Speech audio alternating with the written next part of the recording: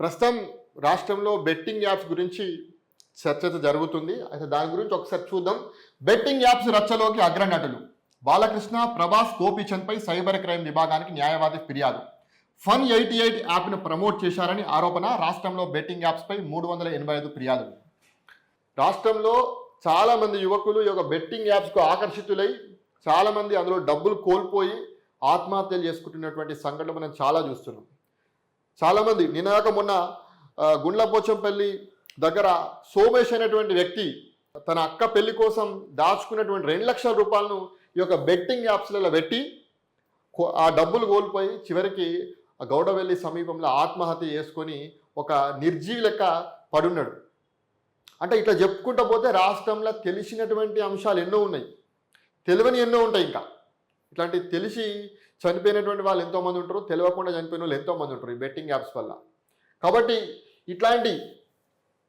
ఇట్లాంటి సినిమా యాక్టర్లు, ఈ బాలకృష్ణ, ప్రభాసు, గోపిచంద్ ఇట్లాంటి వాళ్ళు కూడా ఇట్లాంటి బెట్టింగ్ యాప్స్ని ప్రమోట్ చేయడం అనేది ఎంతవరకు కరెక్టు?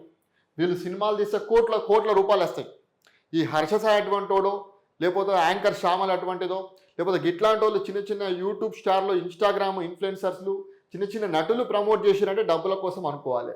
ఇట్లాంటి వాళ్ళకి ఏమైంది? ఈ బాలకృష్ణకి ఏమైంది? ప్రభాస్కి ఏమైంది? కోట్ల రూపాయలు సినిమాలు తీస్తే. ఈ గోపిచంద్కి ఏమైంది? ఇట్లాంటి వాళ్ళు చిన్న influencers, YouTube influencers, Instagram influencers, చిన్న నటులు ప్రమోట్ చేస్తేనే ఈ చాలామంది యువకులు దానికి ఆకర్షితులై డబ్బులు కోల్పోయి ఆత్మహత్యలు చేసుకుంటారు, తన కుటుంబాలు రోడ్డు మీద పడుతున్నాయి. మరి ఇట్లాంటి వాళ్ళు కూడా ప్రమోట్ చేస్తే ఏం కావాలి? యూత్ అంతా ఏం కావాలి? కాబట్టి ప్రభుత్వం చాలా కఠినంగా ఈ యొక్క బెట్టింగ్ యాప్స్ని పై ఎవరైతే ప్రమోట్ చేస్తున్నారో, వాటిని నడిపిస్తున్నారో వాళ్ళ మీద సీరియస్గా యాక్షన్ తీసుకోవాలి. ఎంత పెద్ద వారున్నా, బాలకృష్ణున్నా, ప్రభాసున్నా, గోపిచందున్నా, ఇంకెవరున్నా వాళ్ళ మీద కూడా కఠినంగా యాక్షన్ తీసుకోవాలి. హర్షసాయికి ఒక న్యాయము, యాంకర్ శ్యామలకు ఒక న్యాయం కాదు, లేకపోతే బాలకృష్ణకు ఒక న్యాయము, ప్రభాస్కి ఒక న్యాయం కాదు. ఎవరైనా ఎంత పెద్ద వారున్నా సరే ఈ యొక్క బెట్టింగ్ యాప్స్ని ప్రమోట్ చేస్తే వాళ్ళ మీద చర్యలు తీసుకోవాలి. ఎన్నో కుటుంబాలు రోడ్డు మీద పడి ఏం చేస్తున్నారంటే యూత్ కూడా ఇట్లాంటి వాళ్ళు ఇన్ఫ్లుయెన్స్ చేయడం వల్ల ఇది కరెక్టే ఉంటుంది, ఇంత పెద్ద యాక్టరే చేసి చెప్తుంది కదా, ఇందులో ఏం మోసం ఉండదని చెప్పేసి లోన్ యాప్స్లలో డబ్బులు తీసుకొని, లేకపోతే ఇంట్లో కొట్లాటలు పెట్టుకొని డబ్బులు, తల్లిదండ్రుల దగ్గర డబ్బులు తీసుకొని, లేకపోతే క్రెడిట్ కార్డులు తీసుకొని అప్పులు చేసి ఇట్లా బెట్టింగ్ యాప్స్లో పెడుతున్నారు, పెట్టి నష్టపోతున్నారు. చివరికి ఏం చేయాలో అర్థం కాక వాళ్ళ జీవితాలు అక్కడికక్కడికే ముగిసిపోతున్నాయి, ఆత్మహత్యలు చేసుకుంటున్నారు. ఈ పాపం ఎవరిది? ఇట్లాంటి వాళ్ళది కాదా?